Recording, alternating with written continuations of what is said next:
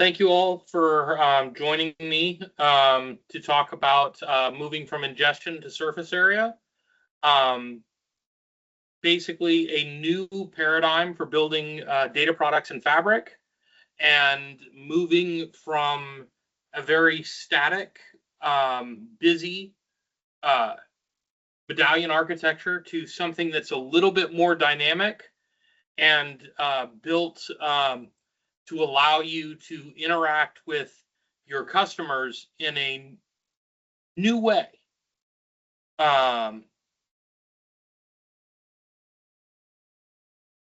First thing I always think about with these presentations is, why would anyone want to listen to me? My name is Jason Miles. I'm a solution architect with IBM's One Microsoft practice. We were formerly known as Nudesic, but we're now all part of one big happy family. I'm a specialist in data products and data mesh, and the East Regional Lead for Fabric. I've implemented multiple data product-oriented projects throughout the financial services sector. I'm a Gamma CDMP master and Informs CAP expert. I came out of an analytics background and learned to love the data platform as its own thing. And I'm always very excited to talk about how we can use data platforms as a way to move forward. And one thing I like to do is I like to say that anytime I'm speaking, I would love it to be dynamic. So if you have any questions, please feel free to jump right in. First thing I want to do here is talk about the promise of what we're doing here. And that is taking the traditional gold, silver, and bronze architecture, or I guess we should call it the bronze, silver, gold architecture, but that just doesn't sound as good, and moving it to an Ingest Transform Surface architecture. And what that is a repeatable way to build trustworthy data products. It works really well in Fabric, but you don't have to do it in Fabric. But that is what I'm going to be talking about. Many of our teams land data in one lake very quickly, but then they struggle to turn that into a reliable, reusable asset that downstream users can depend on. We've all started that conversation where I've started building an enterprise data warehouse. I'm 4 years into building an enterprise data warehouse, and I'm no closer to the end than when I started. I'm 10 years into building an enterprise data warehouse. I've built 3 more, and I'm still no closer to the end than when I've started. That is something that happens when you have essentially an unlimited scope on data. And what the data product model does, and what this Ingest Transform Surface model supports, is give you a simple mental framework to build targeted data products. So this isn't something that you're going to want to do to build a 200,000 table enterprise data warehouse, but it is something you're going to want to use to build a 500,000 data product data mesh. And that's because you're going to be focusing on those individual data products. So like I said, the Ingest Transform Surface model offers a simple mental framework that aligns well with how Fabric is designed to work. Ingest focuses on landing your data efficiently with your provenance intact, so you don't change anything. Transform focuses on shaping that data using declarative service managed mechanisms rather than brittle custom pipelines. And Surface is focused on exposing only intentional, stable contracted data for your downstream users to use, so that they know what they're going to get every time that they ask for data, and they know how it's going to work every time they request it. Success in Fabric really is less about individual features and more about how those features are composed into an operating model. And today we're going to set you up to leave with 3 concrete outcomes: a shared vocabulary you can use with your teams, a reference architecture you can adopt into your own environment, and an actionable checklist for shipping a first version data product in 30 days. So the first question, obvious question, why data products? And I've mentioned some of the advantages of a data product oriented mindset already, but I want to talk about pipelines. The traditional path with data is that we build a set of data pipelines that deliver all the data through various different models. When I started, there was a 5-layer architecture, then there was a 2-layer architecture. Now we use the medallion architecture into one massive conformed enterprise data warehouse that holds all your data, and it makes it easy to find everything, and everyone knows how to use it, and whose meaning never changes, not even once, right? Pipelines are optimized for moving and transforming data, but they're not by themselves a guarantor of stable meaning, discoverability, or safe reuse. And that's what you want of the individual building blocks that you expose to your users. Those pipelines deliver your data to the endpoint, but they're brittle. And oftentimes, when one pipeline at the beginning of the input breaks or changes, that means that everything downstream has to change, which makes a nightmare for your system as you're building it, and it makes a nightmare for your maintenance team. And then if you've exposed that data to users, and they've built citizen data applications or citizen data science on top of it, now if you make a single change, my favorite one is data types. I have seen absolute chaos happen when people move from a date time to a string, or to a string to a date time, and it breaks everything downstream and creates a massive fire drill. That's not really what we want, and we want a way around that problem. So a data product, by contrast, bundles all of that data together with metadata, access methods, governance expectations, and ownership.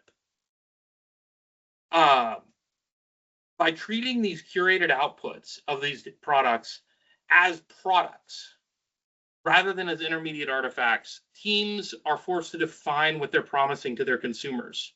And their consumers don't have to be another team. Their consumers can be them in another mode. But they are forced to define what they're putting out to their consumers. And they want to put it all in a thoroughly documented and recorded data product definition, a document that should be implemented by your data team, but it should be owned and governed by the data product's canonical owner. So if the data in the data product is about the HR system, HR should be defining what's available to people. It shouldn't be up to your IT team to guess what HR wants made available and what HR's customers need. They should know that. And they probably do. So if they tell you what they want and they give you a specification and they give you a set of requirements, that becomes your product definition. And one of this thing that it does is it creates schema stability. It promises stable refresh expectations, and it promises strong data governance, because your data product is going to be governed, and it goes into your data governance system, whether it's Informatica, whether it's Purview, whether it's something homegrown, or whether it's just a bunch of Excel documents. That stable governance becomes something that your users can trust. Essentially, you're making a promise to your users about what they can find in that product, and then you're keeping the product small so that you don't have to spend your entire life maintaining it. So I want to touch on one other thing here, because we have been talking about zero copy for a long time, or at least it feels like a long time, ever since Fabric came out. And when we say zero copy, I find it really useful to clarify that as zero unmanaged copy. It's a foundational mindset for data products in Fabric, because the goal isn't to eliminate all the copies of data, although that would be nice if we could do it, but you never can. But we want to eliminate all the copies that are unmanaged, undocumented, and disconnected from governance. With a managed copy of your data, I'm not worried that that data is out of date. I'm not worried that that data hasn't been updated, and I'm not worried that it's not cataloged because it's managed. It's made available to the people I want it to be available to.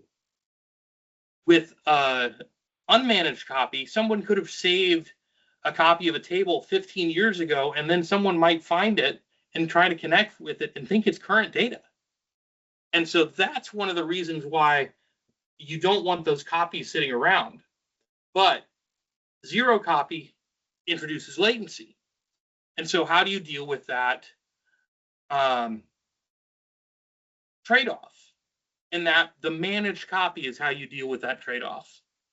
Unmanaged copies show up as ad hoc extracts, one-off tables, shadow data sets, or files that might be stored somewhere else, like an Excel document sitting in somebody's laptop. They multiply storage costs and erode trust because no one is sure which version is authoritative.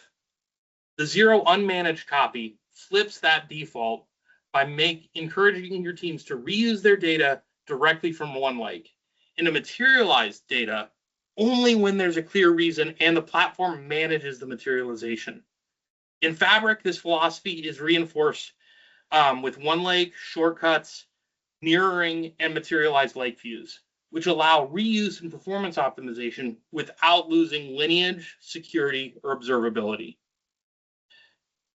The responsible materialization is not a violation of zero copy principles. It's an essential part of making data usable at scale without losing control of it. All right, so let's jump to this Ingest Transform Surface mental model. And anybody who's had experience with bronze, silver, and gold is going to recognize a lot of pieces of it, because this isn't a complete revolution. It's just a few tweaks.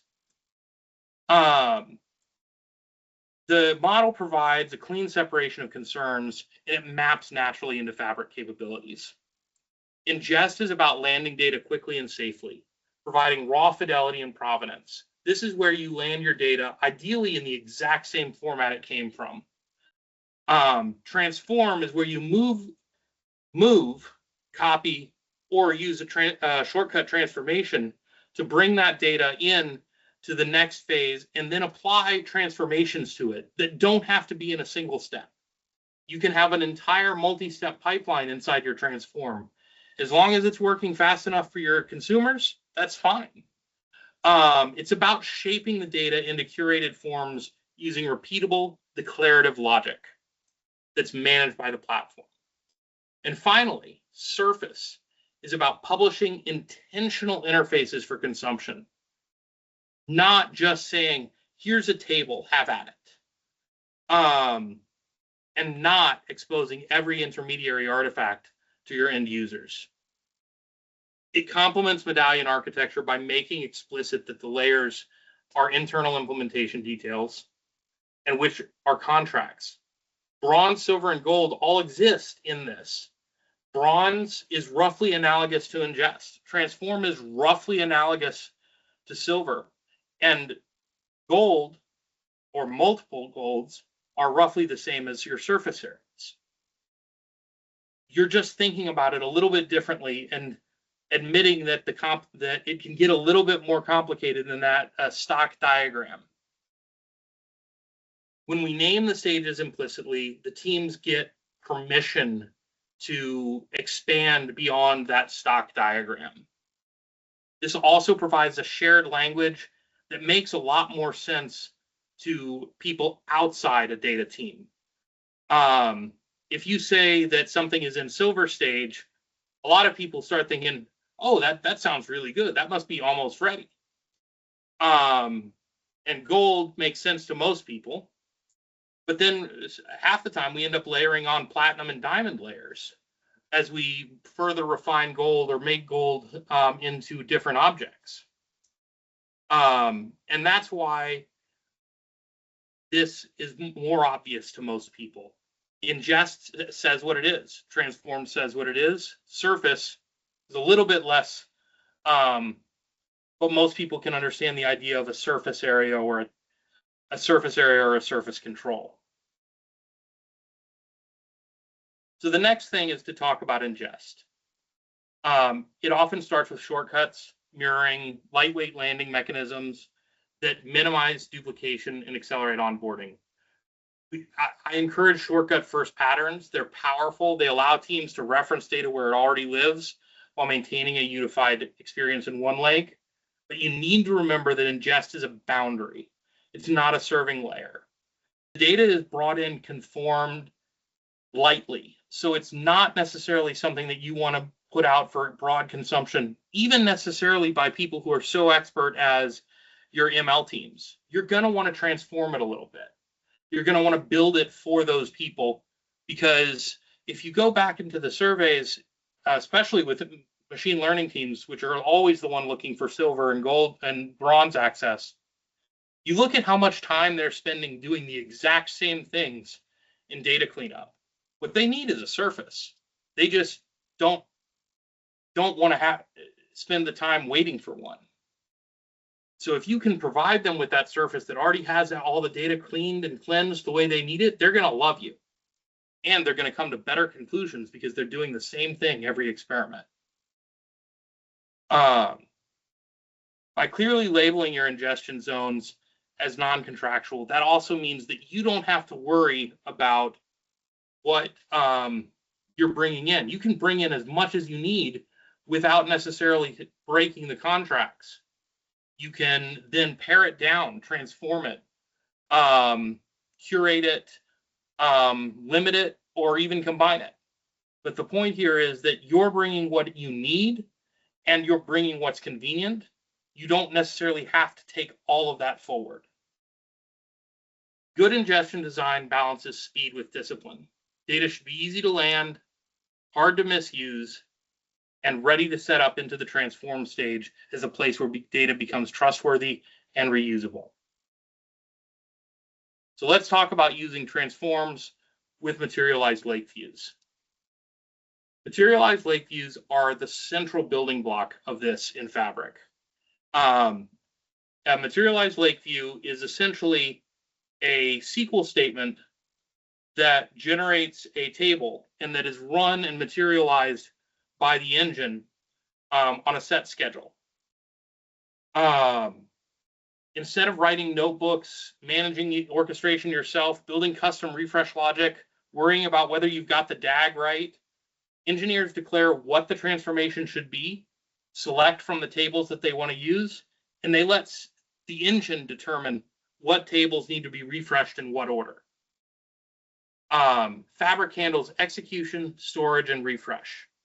This dramatically reduces your operational complexity while improving your consistency and observability. And then we get into the best part of MLVs, because they're persistent. That means that you can use one MLV in multiple downstream queries. So I like to explain them in a lot of ways as super CTEs. Imagine if all the CTEs that you use that get reused, and we all know that they do, were just run once every time you did a refresh. That's what an MLV can bring to you. And they're well suited for those frequently accessed aggregations and joins and even recursions that you do in a CTE. Recursions aren't great, but you can do them to a certain extent. They're not a convenience feature. They're a transformation primitive that enables you to do this materialization responsibly and to align with zero unmanaged copy. Beyond simplifying SQL transformations, though, they've brought in a new thing, which is that they have a built-in lineage view so that you can see the lineage of all of your transformations in a single lakehouse in one place, making your dependencies, refresh behavior, and lineage obvious. It infers the dependencies directly from the definitions, allowing it to build and visualize the directed graphs. Then it enables consistent refresh ordering, clearer impact analysis when changes do occur and when breaks happen, and even the ability to skip refreshes if upstream tables haven't changed. The lineage views connect those upstream sources to the downstream surfaces, reinforcing your trust and auditability. transformation isn't just about writing logic, but also about ensuring that the logic runs predictably and transparently.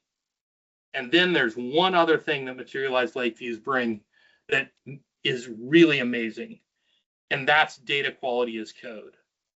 You're able to define declarative data quality checks in these Materialized Lake Views that can be used to stop the processing of that particular input, or to be ignored and noted. But you can track those failures. By treating quality as code, teams can ensure consistent enforcement across refreshes and make those failures visible rather than silent. It reduces the risk of downstream consumers unknowingly relying on bad data. So these quality gates aren't an afterthought or a manual review step or something that happens outside the system, but they're built in integrally to your transformation logic, and they support trust at scale. They're always there as soon as you define them. They're what makes your data products something that can be trusted as the lamp on your computer desk. All right, coming back to that concept that I mentioned called the surface area. The surface is a contract. The surface stage is where data products meet their consumers. A surface is any exposed interface that downstream users rely on, such as, but certainly not limited to, a lakehouse schema, a semantic model, or an API-like endpoint that you've implemented with Fabric functions. A surface area contract is an explicit agreement about what's exposed, how it behaves, and what guarantees are provided. And ideally, that should all be documented as part of your data product definition. Rather than exposing every single curated table, you can intentionally choose a small set of surfaces that you can maintain and that will represent stable supported entry points. It reduces accidental coupling, make sure that people are taking from your product what you intend for them to take from the product, and make sure that that ownership is explicit. You don't have a data product representing data that is not owned by that product owner. If someone wants to bring those two pieces together, you can have the reference and you can join the two data products together. This really does keep the product specific and contained, and it reduces your change blast radius. The concept of a surface area contract helps shift shifts conversations from what tables exist to what promises are we making, which is critical for scaling reuse without chaos. And then what I think is one of the biggest concepts around surfaces is that you can version them. So a version surface extends the surface area by providing a controlled way to evolve it through various mechanisms, to an extent dependent on what surface you're talking about.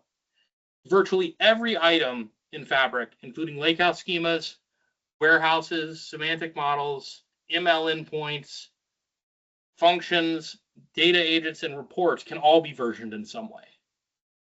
And that's really important, because if you think about those versions and if you support those versions, by assigning those versions to the surfaces, you can introduce breaking changes without forcing an immediate migration.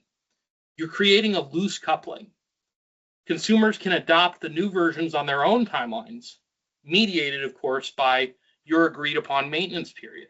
So if you introduce version 2.0 of a table, let's say moving from a string date to a date time field that includes a time zone, you keep the old version online, and let's say your contract says 6 months. That means that you keep it online for 6 months. Does increase your work a little bit there, but it means everybody else downstream of you has 6 months to make that change, not, oh my God, they just changed the data type, I have to go fix everything right now and my users are down. So this ends up becoming something that keeps your hair from being set on fire by downstream changes and upstream changes. It mirrors API versioning practices.